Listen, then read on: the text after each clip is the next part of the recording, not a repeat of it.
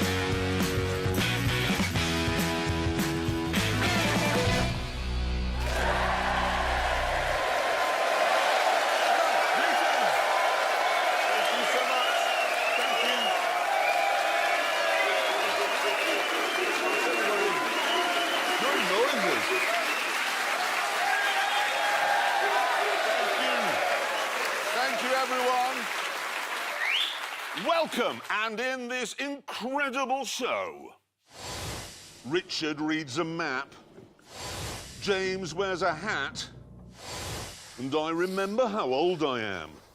I'm 57. Brilliant show. It's a brilliant show. A good one. Now, that smorgasbord of nail-biting action is all to come, but we start with our feet firmly on the ground.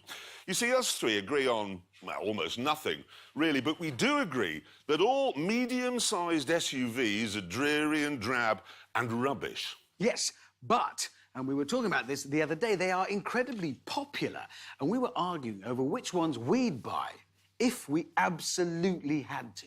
Yeah, and needless to say, we couldn't agree. No, it got quite heated. It did get very heated indeed, so we decided we should settle it by taking the Grand Tour this week to Canada. No, we didn't.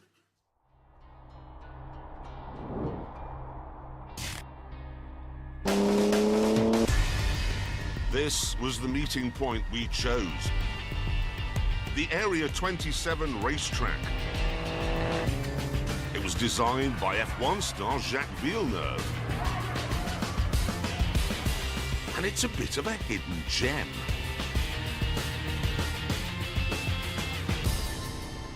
And I'd be driving round it in this, the new Alfa Romeo Stelvio.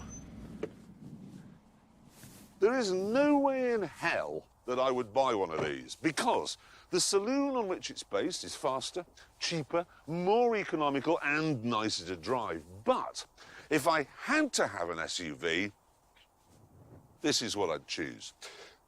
At this point, May arrived in the supercharged V6 Range Rover Velour. Well, you've done that wrong. No, I haven't. Look, in the first season of the Grand Tour, we did a big test of 3 large off-roaders. Yep. You had a Range Rover, and you went, you'd be mad not to have a Range Rover. The Range Rover's literally the best, so you can't now stand there and say that it isn't. What I meant when I said you'd got it wrong, well, I meant 2 things. 1, you picked the wrong one, you should have had an Alfa. And 2, it's the wrong colour. I saw one of those in London the other day, and it was silver, and it's one of the best-looking cars I've ever seen. It is a very good-looking car, yes, I agree. Really good-looking. That's just hideous. That looks like it's got a glove box full of K and MDF and... What, building materials? No, not MDF. What do I mean? What is it? I'm gonna... MDMA. Director knew that, weirdly. Anyway, never mind that. What that is a Range Rover that sits between the Evoque Yes. and the Range Rover Sport. I thought the Disco sat there. Now, that sits over to one side. No, the Discovery Sport sits between the Evoque and the Range Rover. No, wait. No, the Discovery Sport... No, hang on, you've got Evoque. Yes. Discovery Sport off to one side. No, it isn't. Yes, it is. Why is it? Because that's the serious off-roady bit, not the It's luxury not off-roady serious. bit. Before we had a chance to get to the bottom of Land Rover's very complicated lineup, Richard Hammond arrived in a Porsche Macan. Wow, Hammond, that is modern. Yeah, that's where you're wrong. He's making a habit of that. This is the new Porsche Macan Turbo Performance Pack. You get 40 horsepower more than the standard turbo, so it makes 434 of them in total. I'm sorry, 434? Yeah, in there, yes. And you managed to make it move? Why? 505. Italian horses. Which, let's face it, a flock of Italian horses could go from Shire to Shetland. These are German horses. How many talks? 442. 443. All right, one more. Well, it's too many for a car on stilts. It isn't. It's It very is, look high, at it. that, isn't it? What do you mean? Of course it's high. It looks like somebody startled it. It's an SUV. It's got... At this point, we decided to get on with testing the S part of our SUVs, the sporty bit.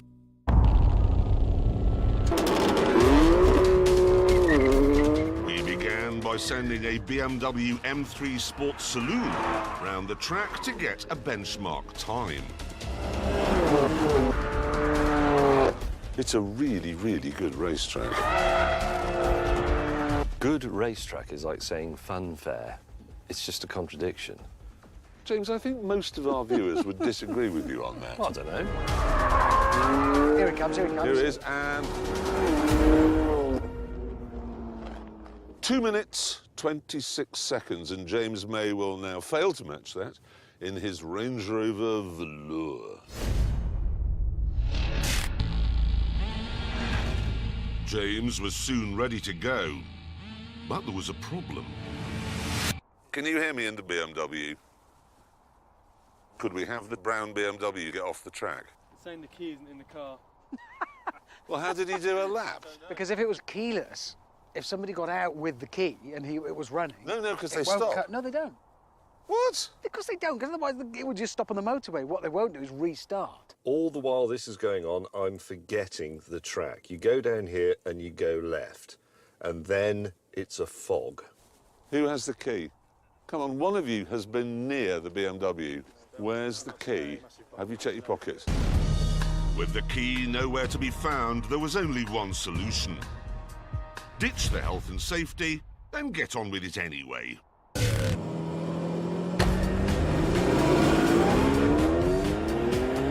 And he's off.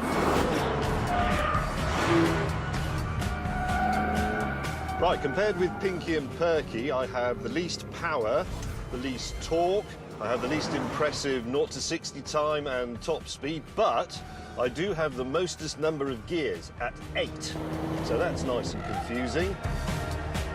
What happens here? No idea. You know, one of the reasons why that thing is going to be very slow is because of who's driving it. Yeah, it's cause and effect. Now, bigger Range Rovers, the power is split 50-50 between the front and rear wheels. On this one, it's biased more towards the back, which is, of course, very sporty. But it will put some to the front when you're off-road and you need traction, or, oh, God, when I cock it up. Do you know what he did last weekend? He took his girlfriend across London to the Victoria and Albert Museum to look at an exhibition of plywood. How good was that? Next up, Richard Lucky Hammond. His wife's already telephoned him this morning and said if he goes around the corner with any tyre squeal, she's divorcing him. And we're away. Whoa! Minding the BMW on arriving at this first turn. No tyre squeal. Now, this is the only one of the three that has a proper dual-clutch gearbox. The other two are just old-school slush-matic. So it does change like a race car. Oh, you hear that? Nice little sporty noise. Yeah. There's no doubt this thing can talk the talk. It's got dry sump, active aero, but it's all wrapped up in the wrong body.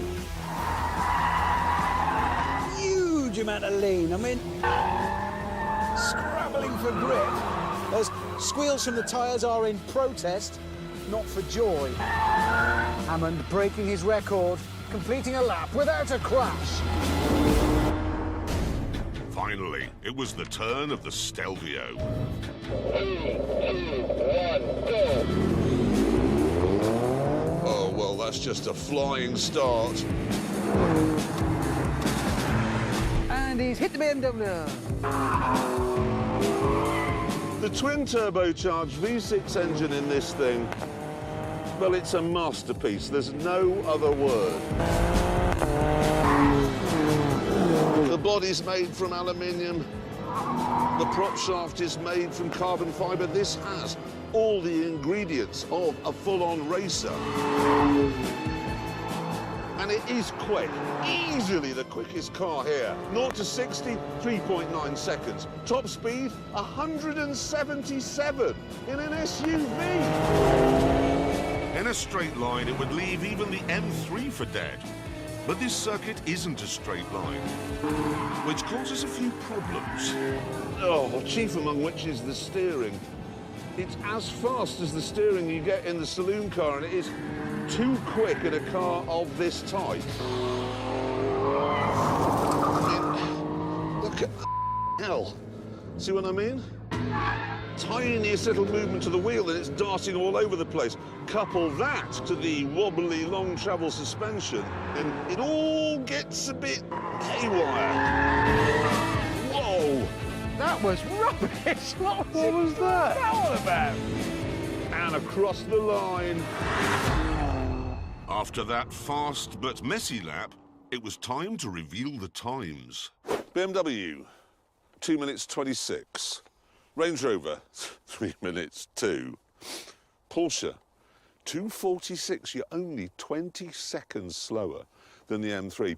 Alfa Romeo, 2:40. 240. Ooh. 6 seconds faster than the Porsche Turbo, which proves conclusively that the most sporty of 3 completely unsporty vehicles Yes. is the Alfa Romeo. Yes. Right. Onwards to the next part of our test. Which was to find out how utilitarian they are. We're going to do this by seeing which one of us can get the most amount of dogs in the boot of our car. Hammond, you idiot. What? What are they? If you say dog in Canada, these are what you get. Newfoundlands. Hammond, they're enormous. They're not dogs, they're cattle. Yeah. Whoosh. They're having sex There's behind dog you. sex. There's actual dog sex going on. Dog sex. Maybe we should We look away don't need from to that. see this. In a brief break from the mating, we got on with the test. Up we go. Come on. Come on. Come on. Up in the car. Come on, it's a new Range Rover. Come on, dog. Right. There's... No. No. Up we go. In we go. The dog has never been in a car and doesn't want to go in one. Right. Sit. Getting another dog.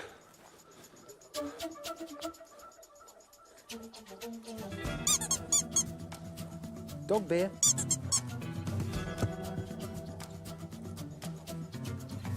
Ow. Yes. Stay.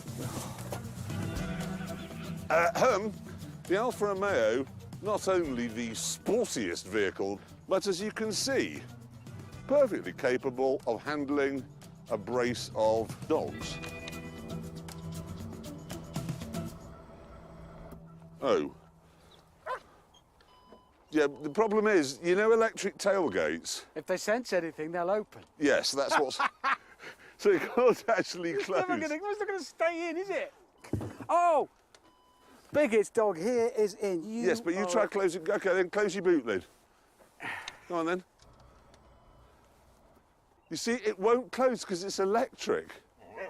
What we've established, then, so far, is that these cars are nowhere near as fast as an ordinary car around a racetrack, that you cannot put a medium-sized dog in them because of the electric tailgate, and you'll damage them because they've all got painted rear ends and carpeted boot floors. And that concludes another important test. I'm sorry.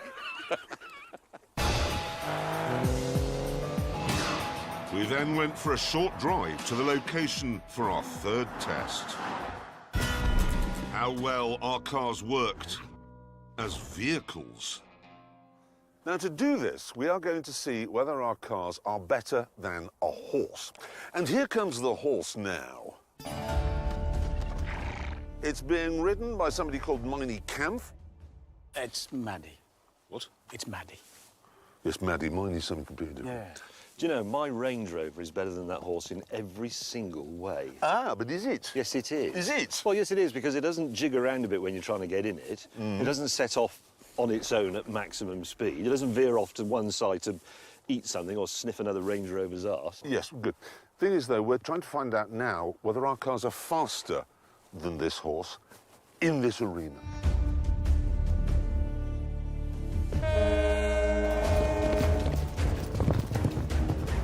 This is barrel racing, a sport for cowboy girls. The idea is that you ride round 3 barrels as fast as possible while wearing Wrangler jeans.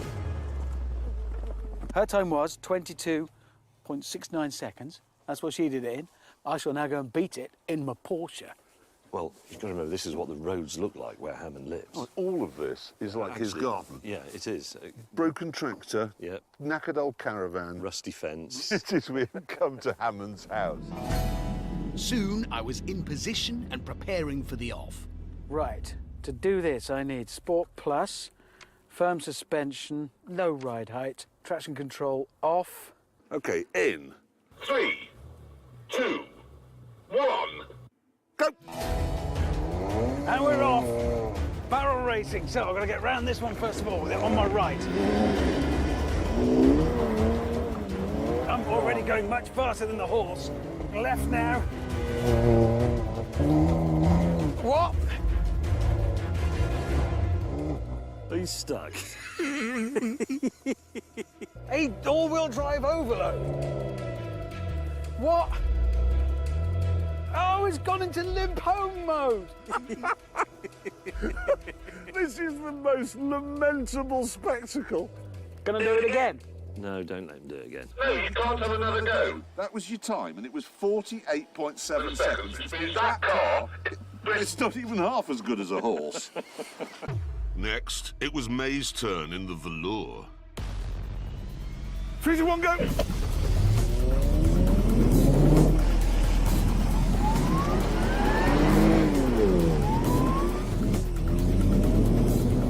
He's not lost. No, he's not. He's on the Actually, course, I right. really did think he'd be lost. Oh, God, he's going to beat me. Come on. Oh, So slowly. Look, he can't find the fence. He can't find the exit. He couldn't find the exit. What the hell is this? What's the time? Please tell me it's quicker than you. 40.78. Would you like to jump off the back here? Yes. Finally, it was my turn, and I'd had a brilliant idea. Now, this is what those two didn't realise. Use the handbrake. Flick the tail round. Oh, yeah. In 3, 2, 1, go. There it is. I'm ready for the handbrake. Here it comes. Oh. I tried to put the handbrake on, but it's an electronic handbrake, so it just stops dead. The electric handbrake is as useless as the electric tailgate. Oh, no! No, I'm in limp home! Service ATV system. Everything has failed. Virtually parked. This is it, flat out. Foot hard down, barely moving. That looks utterly feeble. He's still not out, and he's out. Damn you! What's the time? You did it Yes. in Yes. 45.44. So James May was the fastest. Yes. And then I was the second fastest. Yes. And with that test completed, it was time for our conclusion. We've proved that SUVs are no good at sport or utility stuff, and that if you want a vehicle, you're better off with a horse. And with that, back to the tent. It was important work. Thing is, we thought that we'd finished at that point, but Mr. Willman had other ideas, so we're going to be picking that up later on. Yes, we shall. However, now it's time to step in a dog turd of chat on Conversation Street. Ow! Ow! Ow! Ow! Ow! What a good day, that. Now, I want to stick, if I may, for a minute or two on SUVs, because 25% of all new cars sold in Britain these days are SUVs. And the thing is, I was working out the other day why so many people buy them. And I've worked it out. See, if you're in a hatchback or a saloon and you see an SUV which is much larger coming towards you, you think, if we have an accident, I'm going to come off worse. So I'd better have one too. They're like nuclear weapons. Once one person's got one, everyone's got to have one. Next thing you know, Kim Jong-un's gone one, and then it's all a disaster. But the fact remains, everybody has them or not, they are really silly. The moment we asked that Alfa and the Porsche to do a tiny bit of off-roading in that horse arena, they just panicked and gave up, went into limp home mode. I know. I actually think they might have too much electronic stuff on those cars. They do. I mean, the four-wheel drive system's all idiotic. And then the handbrake, that doesn't work. No. And the tailgates. I mean, how do you actually load a dog into a car? I don't know. How do you... I mean, you can't... If you put your hand in to hold the dog back, then it's going to detect your arm. Yes. So then you'd have to go round and hold the dog against the seat. But then you can't close the boot, you're not... Well, I know, and also, while you're walking round, the dog's left on its own in a boot with an open tailgate. What you're doing is asking a dog to stay alone in a room that's getting smaller. It's not going to do it. It's going to run away. There is no solution to this that I can think of. No, no, there is a way to do it. You'd have to put your dog in the boot, shoot it with a tranquiliser dart so that it went out for a bit. Well, yes, James, you could do that. Or you could buy a car with a manually closing boot lid. Yeah, which would be cheaper, lighter, faster and easier. Right, so that's covered that. Don't buy SUVs. They're stupid. But we have got more on them later on. I've got a bit of conversation. Is it about iambic pentameters? No. Is it about the Embraer 190? No. Is it about plywood? No. What is it about? It's about vans. Is it? Yes, because I borrowed a transit van the other day, and the amazing thing about it is it's got all the equipment you'd expect on a well-posh car, including those sensing headlights that dip automatically. So when they see lights coming the other way, they automatically dip, but they also dip if they see a reflective road sign. Oh, I know. That's unbelievable when that happens, because it blinds you, because they've dipped, and now you can't see where you're going. As you approach a sign warning you of a hazard ahead, which you then can't see. No, they are stupid. Here comes a really dangerous right-hand bend. I'll just turn the lights off so you can't see it. They do that. But apart from that, I have to say, the Ford Transit van, long wheelbase, is absolutely brilliant. Much better than any SUV, and half the price. And the amazing thing is, you can get absolutely tons in the back of it. Well, I mean, just... Yeah, James, What? it's a van. Yeah, exactly. That's kind of what it's for. The one problem with it I found, is that when you load a van, you have to get out. You don't step out. You sort of do a little jump so that you look No, cool. I don't do a little jump. I No, I don't think you have to. You do a little jump, but what I didn't think of was that I had my big Parker on that I've got on in that film, and as I jumped out, the hood caught on something on the roof, and I actually hanged myself pretty much as I... If you actually had hung yourself, we'd have put out a press release saying that you died in an autoerotic accident. Yeah, we will. Did you have an orange in your mouth? No, I didn't. Yeah, you would have done our version of events, mate, definitely. You'd have been wearing a fur-lined anorak and nothing else when you were found by police. But you wish you hadn't started that conversation now. Now, we get quite a few letters asking us why we never review anything made by Tesla. Very simple, actually. Many years ago, I gave a firm but fair review to the Roadster, the picture of that one there. Yeah, and Tesla sued. Yes, they did, and they lost. And then they appealed, and they lost that, which is all fine, but being sued is a massive pain in the arse. It keeps you awake at night, really stressy. So I thought, I will never, ever review another Tesla as long as I live. I shall simply ignore them. However, Tesla is on the brink of becoming a mainstream manufacturer. They reckon that by the end of this year, they'll be bigger than Volvo. So I couldn't really ignore them anymore, which is why I decided to test the new Model X, OK? Because I thought this might actually be an SUV we all like. With its Bobby Dazzler back doors, this doesn't look like a normal family SUV. It looks better. Especially on the inside. And it's more practical, too. Because you have seating for 7, a boot at the back that's big enough for an owl sanctuary, and then another boot at the front, because, of course, it's electric, so there's no engine. Most of all, though, I'm intrigued by this car because it represents a whole new way of thinking about what a car actually is.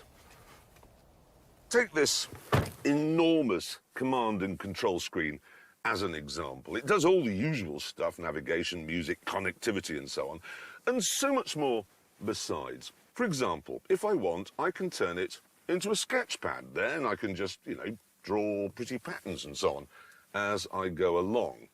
Or if I'm bored with being in, where am I here? There you are, Swindon, which I am, I can change it so that I become on Mars. Look at that, I'm actually on Mars. I mean, I'm not there, obviously, but it says I am, and that's fun. Oh, and this is a good one. If you don't want to see the car you're driving depicted on the screen, you can change it so that it becomes Bond's Lotus. That is actually quite funny. Of course, you may think all of this might be a bit of a distraction when you're driving. Oh, well, now, you see, that's the thing, because if I pull this lever here twice, I get a bong to tell me I've engaged the autopilot, which means I'm not driving. It is. Seriously, it's doing it all by itself. Legally, cars aren't really allowed to drive around by themselves, but this is getting awfully close because it's reading the white lines in the road and then simply sticking between them.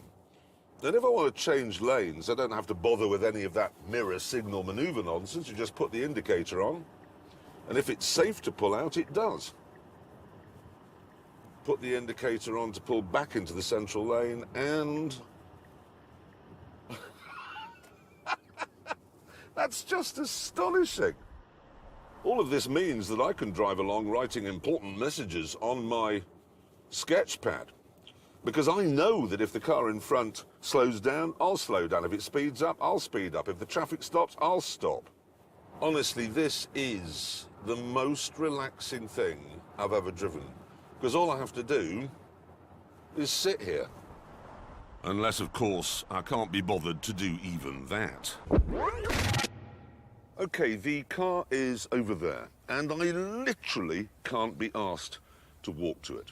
So, take out my phone, put it in summon mode, connecting to vehicle, and here we go.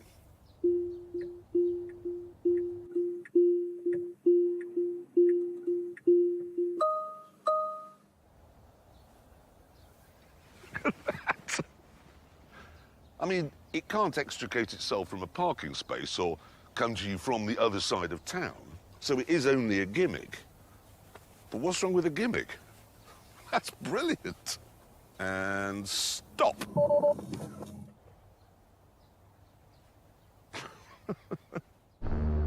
But what's it like if you do actually drive it?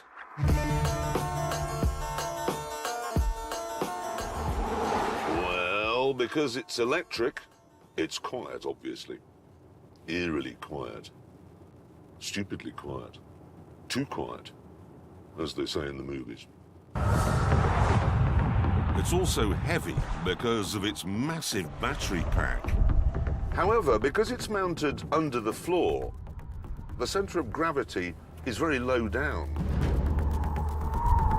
And because you've got one electric motor at the front driving the front wheels and one at the back driving the back wheels,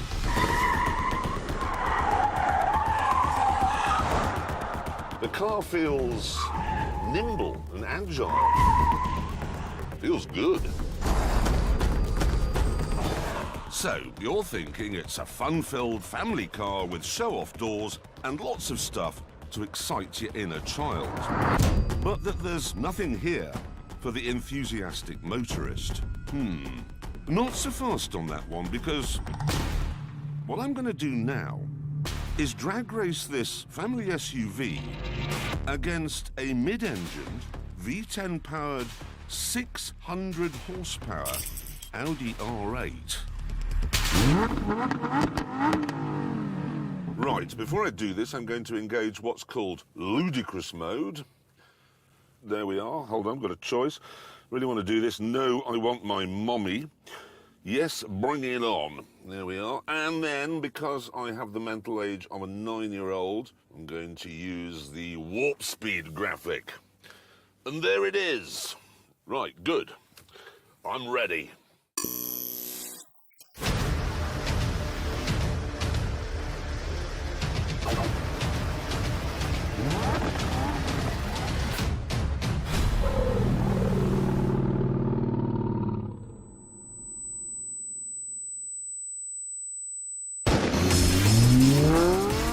Sweet Jesus! That really is properly ludicrous. 100 miles an hour. 105, 110, 112, the Audi's coming. But not fast enough!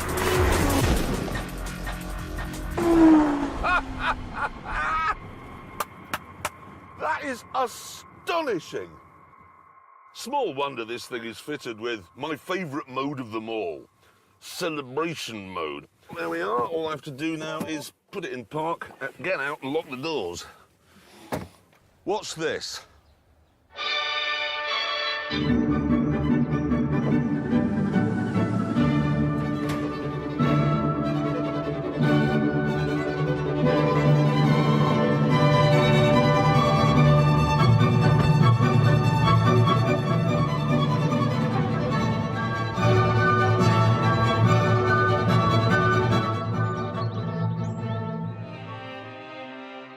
So, this may be a 2.5-ton, 7-seater PlayStation. But it'll do 0 to 60 in 3.1 seconds and has a top speed of 155. So it really does seem to be all things to all men. It's serious and light-hearted. It's sensible and daft. It doesn't feel like anything else. It doesn't go like anything else. It's fabulous. There are, however, some drawbacks. But before talking about those, Mr. Willman said I should fill the remaining 6 seats with a team of lawyers. First thing I want to talk about is range, because Tesla say this will do 351 miles between charges, but in my experience, electric cars never do the range that... How extensive is your experience, Jeremy? How many electric cars have you driven? 2. Ah. Both of them failed to do the range that the manufacturer said they would do. Because it depends on temperature, it depends on a million things. And anyway... As you've said, legally, we need to make very clear, it depends. It depends on the conditions. Yes. Most people are not driving like a maniac like you. I'm not. I'm doing 34 miles an hour. At the moment. But so that we're clear, we completely accept that this car can do 351 miles between charges, don't we? I don't know, I haven't tried it. Well, I think we should accept that if that's what Tesla says and we don't have any evidence to the contrary. What, you just take what a car manufacturer says as being gospel? Well, Vauxhall says its cars are exciting. I wouldn't wish to contradict them on television unless we had strong evidence to the contrary. Suggesting a claim of a manufacturer is untrue is not where we're going to go today, is it? All right, then. Batteries. We, on this show, have some experience of electrical fires in a crash. And this has the same sort of batteries that the Rimac had. Yeah, that was in a crash, wasn't it? Drove off an edge and rolled down 2 hillsides. What, you're saying Is that Richard right? Hammond's too small to steer over the steering wheel? I'm not saying anything. I'm just saying that that was a crash. What people don't understand is that if you crash an electrical car and it has lithium-ion batteries, it could catch fire. And often the fire brigade will turn up and they've only got water on board. So as you're sitting there on fire, you're then being electrocuted. It's just something that's worth bearing in mind, isn't it? Well, I think we should make it clear that we're not suggesting that these cars have any inherent defect. I mean, look what happened with Samsung with their batteries. Oh, we're not going to start defaming Samsung, are we? I think the battery is a good analogy for libel law and reviews generally, in that you have to it has to be balanced. You must have the positive and you must have the negative. Should we bear that in mind? No, what we should bear in mind is that, what I've just written on the screen. I know an area we need to discuss. I think the biggest drawback with this car, actually, is the width of it. It's so wide, 79 inches, that it won't actually go across Albert Bridge. in London. It really won't go across the bridge, or do you mean it won't go through a width restriction, a road narrowing? Right, so I have to say this is too wide to fit through the width restriction at the start and indeed finish of Albert Bridge. That's perfect. There is, however, one advantage to this size, especially in a supermarket car park when your Model X is full of lawyers. No, listen. Mean what you say, say what you mean. Stay That's there. the law. All right, stay there. OK, got the phone, summon mode, forwards.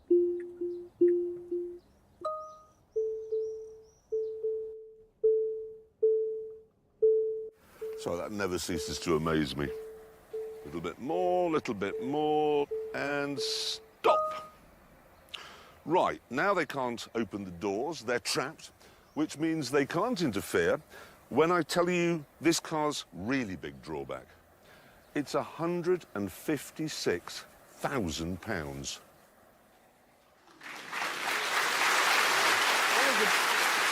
a lot to like on that. Yeah. There's a lot to like. Thing is, though, is that an SUV that we all like? Well, not at that price. No, 156 is silly. I do love some of the gimmicks, though. Yeah, now on that, I have to say, you know the summons facility it's got on it, OK? That didn't always work. And then there was the business on the motorway where it checks for fast traffic coming up behind before moving lanes. How'd you find that? Well, I can't say. So I got a lawyer to write this for me. Really? It's my honest belief that a driverless system does not always behave as you'd expect, and when it doesn't, it can be discomforting. Discomforting? However, I acknowledge and accept that a number of external factors can reasonably result in a driverless car's decision to deactivate self-driving, including, but not limited to, other cars on the road unexpectedly accelerating. So? No. What? No, for the avoidance of any doubt, these personal observations about driverless cars are my honest opinion and should not be regarded as any statement about the general safety, roadworthiness or mechanical effectiveness of this specific car or any other Tesla vehicle. It is bloody fast, though, isn't it? It was, yes. We actually put it round the Ebolodrome. It did a 1:29.6, which is the same as a 5-litre Mustang. It's quick. It is quick. But anyway, we must park the Tesla now and move on to Celebrity Face-Off.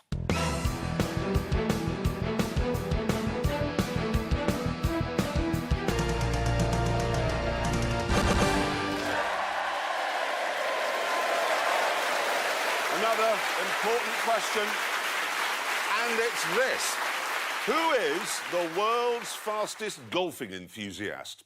Well, to find out, would you please welcome Rory McIlroy and Paris Hilton? Look at this! That is a surprise. What's up? How are you? Have a seat, Paris. Lovely to see you. How are you? Have a seat. We're not messing around. We're not messing around this week. Now, you are both golf enthusiasts. You obviously are, because you're heavyweight golfing champion of the world. Sort of need to be, yeah. You, more of a surprise, but your family, of course, does own 50 golf tracks, doesn't it? So... Yes. Or is it courses? Courses. Courses, that's what it is. 50 golf... So you play quite a bit of golf? I'm not as good a golfer as him, obviously. As him? Yes. No, that figures. But I have been playing since I was around 4 years old. The one area of golf I really genuinely love are the golf carts. Me too. I don't think I've ever got out of a fully functioning golf cart in my life, ever, because I've always crashed them. I don't know what it is that makes you think, right, I'm going to go a million. You would like my golf cart because I've got the restrictor taken off it, so it goes about 50 miles an hour. You're kidding? No, it does, yeah. That's sick. It does. How much damage could I do with that? You could do a lot. I love the golf carts. Actually, when I was a little girl, my grandfather has a Rolls-Royce golf cart and a Bentley one. So my sister and I decided that we wanted to race them. So we're going around the pond on the golf course and going so fast, I smashed the Rolls into this huge rock. The entire thing was smashed. I was totaled. We were so scared, we just ran away. And then later, my grandpa's like, where's the rolls? Like, I want to go golfing right now. I have no idea. Stolen is the answer. That's what I always say. Someone went and had a joyride in it. I know one thing I wanted to talk about is golfing slang. Okay. Because apparently there's quite a bit of... Well, it's quite rude. Are you familiar with this?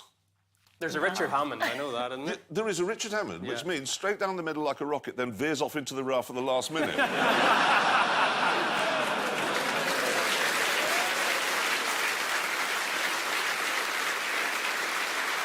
Jamie Oliver, you really want to smack it, but you can't. I actually like Jamie. I want to make that quite plain. This is not me, this is just golfing people. Ryanair. OK in the air, but landed miles from where you wanted it to be. Right, should we get on to cars? Because this is another thing you two have in common. Genuinely an astonishing collection of cars that you both have. You started at the age of 17 with a BMW. Yeah, I had a 1 Series was my first car, yeah. Did that go well? Not very well, no. I thought I was cool having a BMW at that age, just passed my test. Tried to do some handbrake turns in the golf club car park. That didn't go so well. Nearly actually drove it through the front door of the golf club. Hit a big high curb, bent the steering axle, and I literally had to drive it like this to keep it straight for the 5 miles I went home. And I got back to my parents and I said I had to swerve to miss a fox way home and hit a curb. But any girls watching, they will have been impressed. We've argued this many times. When a girl sees a guy do a handbrake turn, it's like when a peacock does that feather thing. You say you're not interested, but you are, aren't you? I think it's pretty hot. There you go. First honest girl I've ever met. So that was your 1 Series, and then you moved up quite quickly to age 19, I think. 19, I won my first professional golf tournament at 19, and I always thought the image of success was a Ferrari, so I bought a Ferrari at 19. How the hell did you insure it? The premium was quite high. Make it live for us. 25 grand a year. You need to win a lot of golf. Yeah, you do, yeah. And did that kindle like a love of Ferraris? It did, yeah. I always know that you've loved Ferraris, and the reason that I have the cars that I have at the minute, I saw you test drive the F12 that I have, and the other... The F12? Yeah. That's a scary car. Yeah. You've got an F12 now? Yeah. That's almost too fast. And didn't you get a LaFerrari? I've got a LaFerrari, yeah. Because why did you go for a LaFerrari and not a P1, which I proved on this show was better? I would have killed myself in a P1, I think. The P1 is nuts, but they are brilliant. I mean, the LaFerrari is also... It's incredible. I mean, I haven't taken a LaFerrari on a track like, you know, what we obviously did today. And I don't know if I'd want to. I'd be so scared of flipping it or rolling it. That's where it belongs on a track. I know. I'm scared. That's an impressive car collection. Well, not really a collection, but two really super fast Ferraris. But yours is not far behind, because you've got McLaren. Yes. It's 650, yeah? It's absolutely... I love it. I think it's just such like a sexy car. It is. And then, and I really hate to say this, my favourite car in the whole wide world, you also own, which makes me slightly murderous, actually, is the word I'm looking for. You've got a Lexus LFA. I actually got the second one they ever made. Really? So I was so excited and just... driving on the street, no one had ever seen it before, so they really looked at it like a UFO or something. Yeah, it's definitely a head-turner. Didn't you drive a Bentley every day?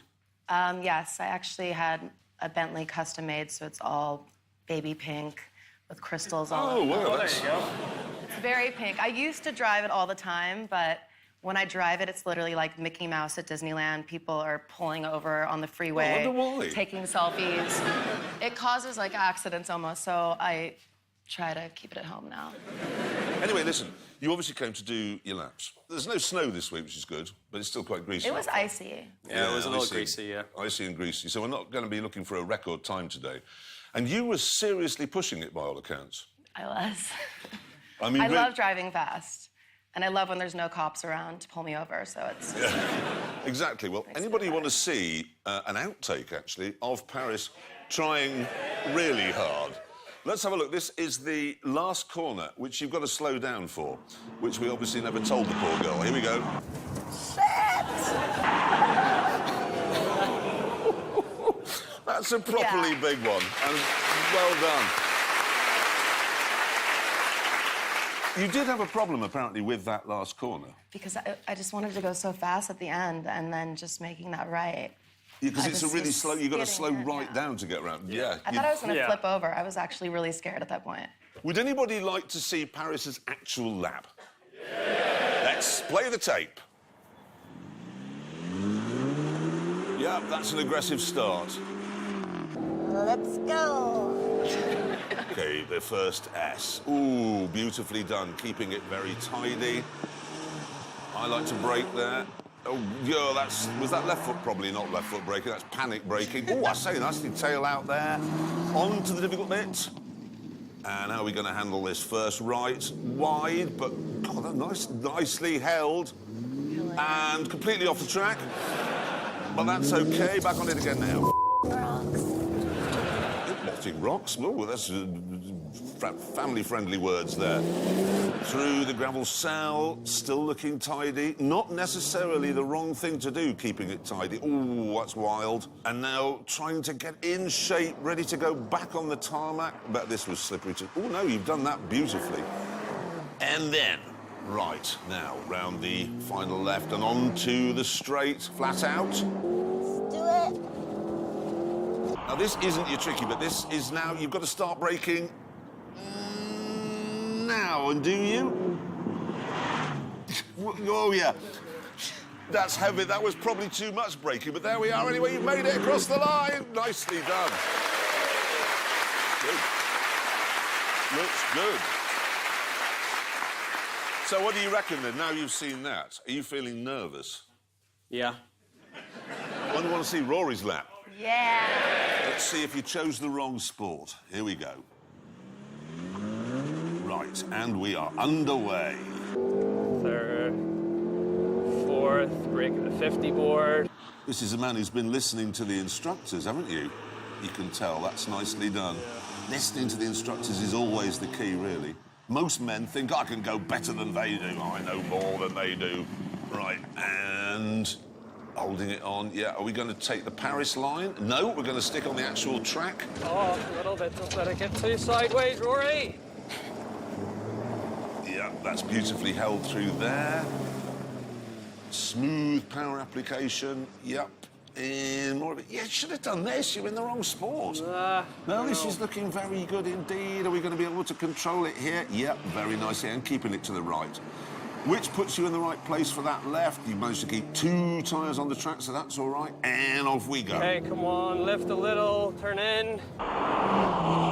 Probably not flat through there today. It's too slippery, too icy. And here's the corner that we were having This trouble is the with. tricky one. The last corner. Oh, a bit of understeer, but just keeping it. Oh, no! Oh, yeah. Just about made it across the line. Oh, yeah. So there we are. Right, now, just so you know, I've got some times we've had. Fastest so far, 1:17. Kevin Peterson, yeah. Slowest, Dynamo last week, 1:39.3. But the track was 2 feet deep in snow, so he has got an excuse. Oh, my goodness. He does. Got your times here. Paris Hilton. 1:25.8. So that puts you... We're going to have a round of applause for that. You're faster than 2 people you've never heard of. Alfie Bow and Bill Bailey are both, well, around about that sort of time, OK? 1:25.8. That's the time you've got to beat on a greasy track. Rory McIlroy. 1:21.9. That is a very good time. Very good time. Faster than Hugh Bonneville. Faster than Hugh Bonneville, and he was on a dry track. So that was extremely good. I can't thank you enough for coming. I really can't. Absolute pleasure to have you here. Ladies and gentlemen, Paris Hilton and the world's fastest golfing enthusiast, Rory McIlroy!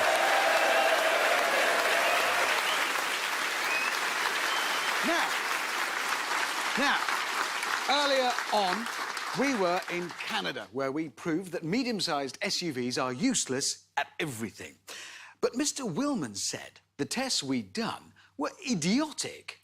Yeah, he said people actually buy them to go canoeing and hiking and mountain biking. And he then also said that we could only come home once we'd completed one more challenge.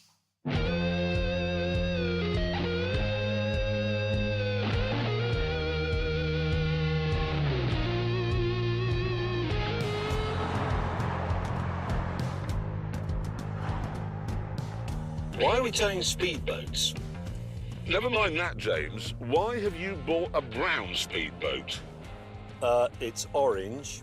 Never mind James's brown speedboat. Where's your Alfa Romeo? It was stolen. No, it wasn't. It was! I came into the hotel this morning, it's just gone. Literally gone. You know Canada is #1 in the world for car theft. No, it isn't. So, what I've done is I've replaced it with this Ford F-150 pickup truck, which is the best-selling vehicle, not just in Canada, but the entire world. Yeah, but the fact is you've replaced your Alfa because we were told to tow speedboats and you can't fit a tow bar to a Stelvio. The problem is that they've routed the exhaust on the Stelvio in such a way that you can't actually, as Hammond says, fit a tow bar. I think the thing is that in Italy it's unmanly and undignified to tow something. I mean, why would they tow something? It just slows you down. Soon we arrived at the start point for Mr. Willman's challenge, which was precisely in the middle of nowhere. James? What? This is a skip. No, it's just all stuff that was thrown in. But literally thrown in. Yeah. It's all boat stuff. Is it? What, there's a traffic cone? Well, that's probably something to do with boating. It isn't anything to do with boating. It is. There's an oar and a boat suit and a... What are you doing? Looking for bears. Why? Because one of the things I don't want to be is eaten by a bear. I wouldn't worry about being eaten by one. Well, I do. Well, they do far worse than that. Oh, hang on. We have a message, and it's from Mr. Willman. Each of your cars has been fitted with a satellite compass which will direct you to the finish line. Whoever arrives first can claim to have the best SUV. Well, that's me. Well, apart from you haven't got an SUV. It's got a twin-turbocharged V6, same as the Alfa. Four-wheel drive, same as the Alfa. It's exactly the same colour. With all that cleared up, the race began. Right, where are we now? There. My compass thing says I'm going to go in that direction for 5.1 kilometres. How hard can that be? Come on, little Porsche, this is your chance to show your off-road credentials. The Porsche was the only one with a proper four-wheel drive system for this. It can divert all of its power to the front wheels so it can scrabble its way out of trouble like a dog pulling itself with its front legs. Right, typical of those two. Just roar off, being brilliant. Let's have a look at the map first. Right, just going straight up here, through these nettles. What are they, Christmas trees? I don't know what they are. If you really want to go off-road, you need a real off-roader, a Range Rover, a Land Cruiser, a Raptor. There's no point messing around with a little SUV. It's not going to go anywhere. Speaking of which... Oh, I'm stuck. Going backwards now. So I'm going west, northwest. That's high terrain. That's very high. I want to avoid that. I should try and get through that. Come on, come on.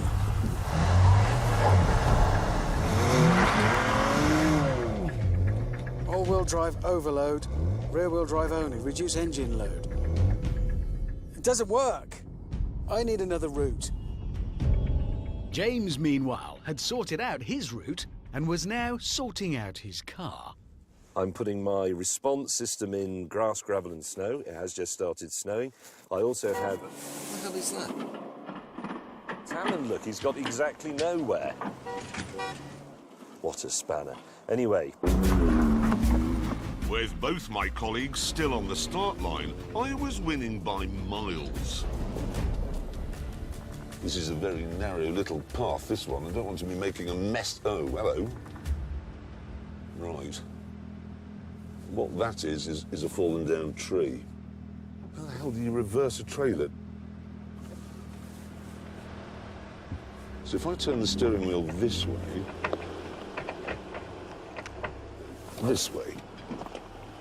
yeah, I've got it. Yeah. This is a bit, no, Oh, shit, no. Oh, God. Boat is still attached, correct. Direction roughly right. Everything is excellent. Plenty of power, this is good. My arrow's pointing that way. Now we're making progress. I want to go. I turn into the. No, this way. Oh, Christ, that's not right. Having carefully unhitched the trailer, Right. I was soon turned round and back on the move, looking for another route. Trailers definitely have an intelligence. They have a mind of their own, and it's a vindictive mind. It wants you to fail. And thanks to its vindictiveness, all of my lead in this important race was gone.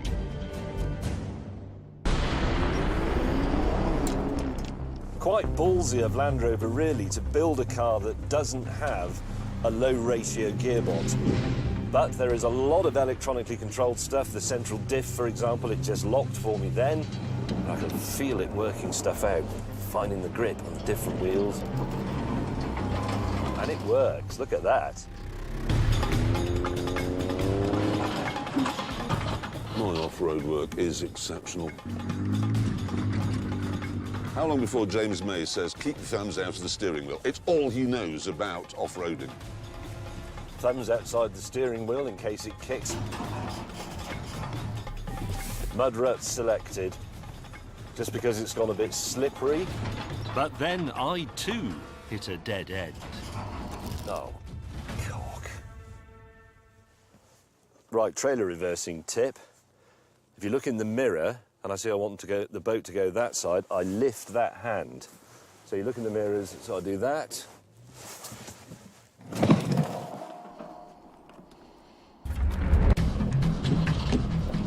Well, I am getting closer. According to my electronic compass, this is looking good. I just gotta hope they don't find this track. To be honest, in the Raptor, I didn't need a track. I'm not a fan of pickup trucks, and I will kill you if you ever told Richard Hammond this, but this is impressive.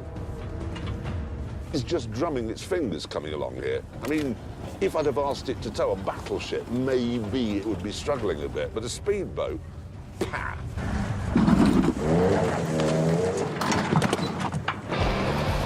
Yes! Well done, you little car. Do you know I'm going to win this? Oh, hang on a minute. Well, this thing's telling me it must be on it's the other side of the lake. I can see a flag. There's a flag. It's there. Clearly, it would be impossible to drive the McCann round the shoreline. So I needed to break out the map and find another route. A track. There will be one. Oh, good. Why you stopped here? Finish line's over there. Yes, I know. I'm just working out how to get there. You just drive round the outside, look, on the beach. I can't do that. That's because you're in the wrong car. Well, no, you're in the wrong car. I'm not in the wrong car. You are. Rather than have a pointless debate about this, I decided to let the Raptor do the talking. Here we go. Oh, yeah. Meanwhile, very far back, in a blizzard, on a hill, the Velar's electronics, predictably, were starting to struggle. Right, low traction launch, activate. Doesn't like it. Oh no. I've got to be honest, I'm a bit disappointed. I'm using absolutely everything on here.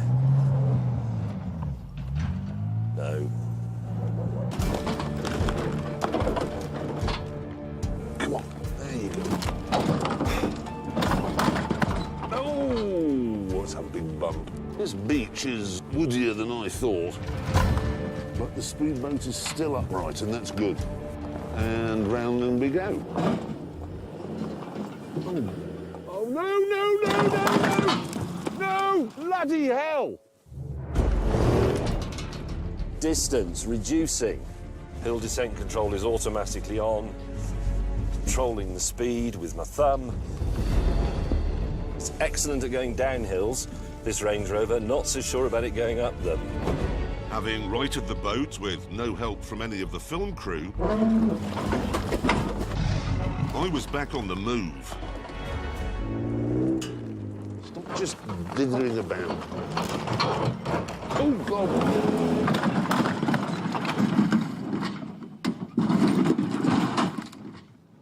Found it.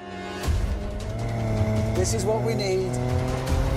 Proper track. It's further from the lake. I'll have further to go, but I can get a move on. Now we've got a race on our hands. Eventually, I arrived at the lake, but I wasn't worried about how far back I was because I'd had an idea. That message from Mr. Willman, it said the first person to get to the finishing line, didn't it? Is that right, Director? Yes. First person. Didn't say anything about the car. So why don't I just unload the boat and boat across? Meanwhile, I'd left the difficult beach through a wood and was on a track with a problem.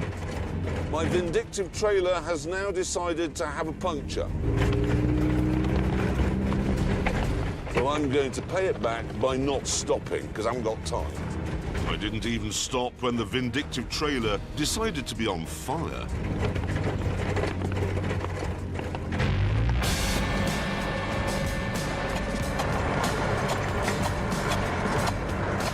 Oh, I'm going to lose that outboard.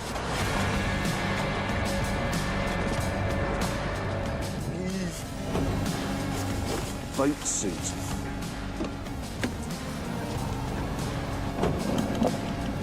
One wheel on my wagon, and I'm still rolling along. This is good. This is very good.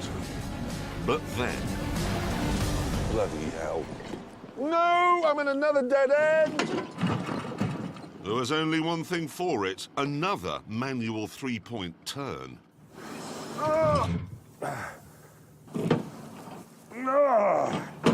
This steel's just so warm and comfortable.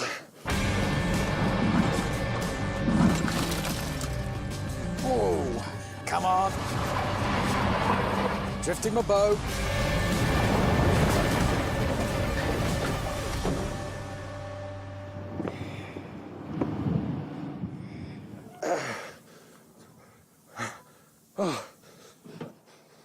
I'm 57. No, no, no!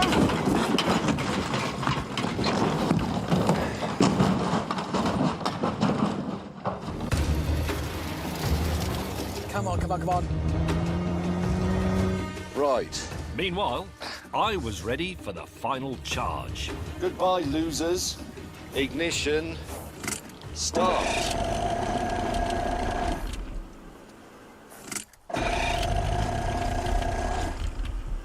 Oh, cock. I'm just going as fast as I dare. Speed and power. With the other two heading for failure, I'd got HMS Orange started and was cruising to an easy win. This is just brilliant. Full throttle.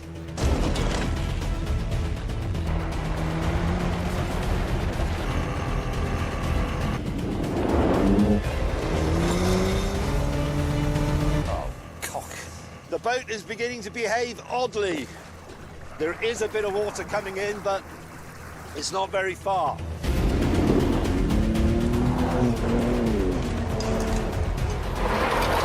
Come on.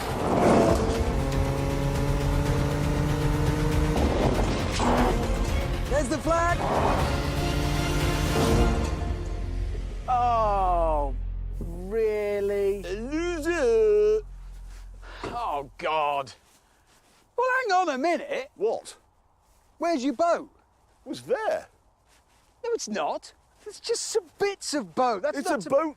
It's a boat jigsaw. So you're finishing this race without your car, Yeah. without your trailer, or the boat that was on it. Hey, you've got the boat. You've got some bits of boat and you're claiming to be the winner. Listen, you've come second. You're taking it badly, I think. It doesn't matter, because an even more interesting race is developing out on the water as we speak. Handling is affected by water ingress. It's getting closer to my kneecaps. Ah, Canadian flag, come on! Will he make it to the finish point before he sinks? That's got some tension in it, hasn't I it? know. There's no tension here. This is done. Oh, yeah, this is But we'll give you more. You two! Help! Come and rescue! I'm going down! My boat's smashed to pieces, James. I can't help you with that. My boat's... Look, it'll take me ages. It's all the way over there. It's going down! I'd have to move mine out of the way. Yeah. And then I'd have to walk up there, Yeah. along those rocks. It's gone! Oh, Jesus! Ah! It's so cold! Look, he's going... Ah! You bastard! Have you ever seen... Ah! My testicles have retreated! We don't need to know that. Oh, no! Oh, that hurt me just watching. Hey, I've got a runny Yeah. nose. Oh, my bit's just shriveled. Cold day. That was a cold, cold day. I wouldn't have wanted to be in that water. We couldn't help. I really wouldn't. What that film proves is that if you want to buy a Range Rover Velar or a Stelvio or a Macan, you're better off with a Ford Raptor. Yeah, not only that, the Raptor is actually, near as damn it, half the price of those Yes, other SUVs. but you can't buy a Raptor in Britain. And so, on that terrible disappointment, for you lot at least, it's time to end. Thank you so